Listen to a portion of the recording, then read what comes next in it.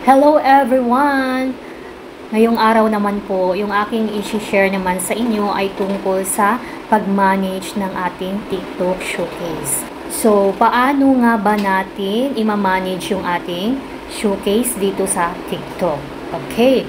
So, ngayon nandito na ako sa aking TikTok account. Okay. Tapos, punta tayo dito sa TikTok Studio. Tapos, may makita tayo ditong TikTok Shop for Creator. Tap lang natin to. Tapos, may makita naman tayong Manage Showcase. So, tap lang natin to. Okay, so, bali, ito yung aking showcase dito sa TikTok. Ito yung mga items ko or products na na-add ko dito sa aking showcase. So, scroll natin. Ayan. Medyo madami-dami na siya. Okay, so ngayon, paano nga ba tayo mag-manage sa ating showcase dito sa TikTok?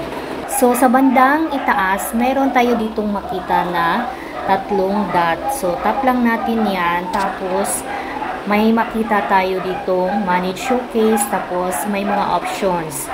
Add products, bulk, edit, and preview showcase.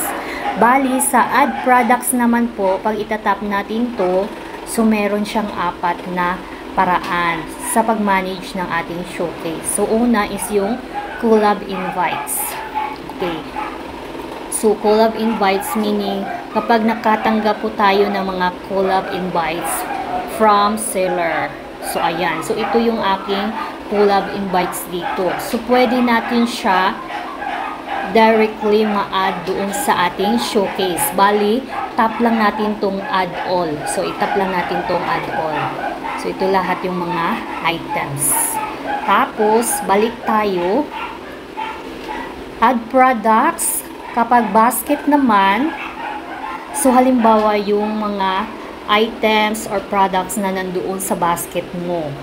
Yung items na minsan nating tinitingnan or yung mga items na plano nating bilhin, di ba? Ilalagay natin dito sa ating basket. So, pwede din natin siya ma-add doon sa ating showcase. Tap lang natin tong add. So, ito. Ayan. So, automatic, pag-check na natin, makita na siya doon sa ating showcase. Okay, back tayo dito. So, ito na yung na-add natin. Tapos, yan. Ang ating, so, tapos na tayo sa basket. So, itong nasa unahan, ito yung natap natin from my basket. Ayan. Yung 256 pesos yung price. Tapos ngayon, add products tayo. Purchase products. So, purchase products naman, ito yung mga gaya ng history dito sa ating mga items na na-purchase.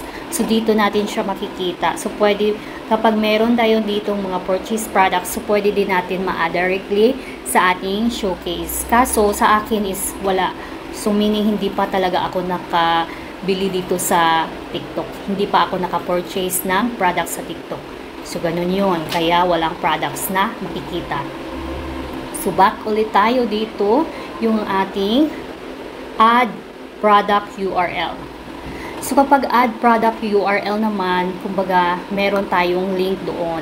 So, pwede copy lang natin yung link, ipipaste natin dito, tapos itap na natin yung done. Then, automatically, maa-add doon sa ating showcase.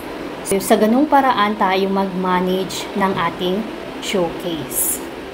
Tapos, next naman is yung bulk edit. Ayan, bulk edit meaning i-edit mo siya. So, halimbawa, pwede kang magbawas dito ng mga products sa mga hindi mo na gusto ng mga products na ipopromote. So, pwede mo siya i-remove dito or bawasan. Okay. So, halimbawa dito, scroll natin dito sa ilalim. Ayan. So, ayan. Pipili tayo dito. Itong isang product na skirt. So, ayan. So, may option siya na delete. Ayan, delete natin. Remove one products from your showcase. Ayan, remove. So, ayan. So, yung isa pang paraan is, pipili tayo dito ng mga products na magagandang klaseng products na pwede natin ilagay sa top. So, ayan. So, halimbawa, itong tatlo, ayan, i-tap lang natin itong parang arrows. So, automatic yung tatlong product is mapupunta siya dito sa itaas ng ating list dito sa showcase. Okay, so done na tayo dito sa bulk edit. And then, ito namang preview showcase. So, preview showcase, ito yung itsura ng ating showcase kapag, ayan, pini-preview natin yung ating showcase. So, ayan yung kalalabasan niya. Tapos ngayon, so pwede natin siya i-share. So, itong bandang arrow sa itaas, ayan, itap lang natin siya. So, ayan, pwede natin ma-share itong ating showcase sa ating mga kaibigan, pamilya, or mga relatives, ganon.